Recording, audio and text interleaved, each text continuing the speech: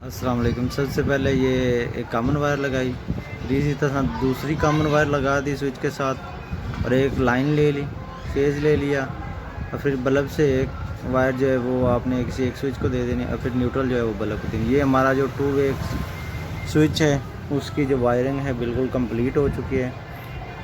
तो 2 वे स्विच में यही होता है कि इसमें 3 पॉइंट होते हैं, इसमें से जो 2 पॉइंट होते हैं इनको आपस में मिलाना होता है और एक पॉइंट में लाइन लगा देनी होती है, एक पॉइंट पे आपने बल्ब की वायर लगा देनी होती है और एक पॉइंट बल्ब का बच जाता है, वहाँ पर आपने न्यूट्रल वायर लगा देनी होती है। इस तरह जो है हमारा ये 2 वे स्विच या सीडी स्विच जो है वो कंप्लीट हो जाता है।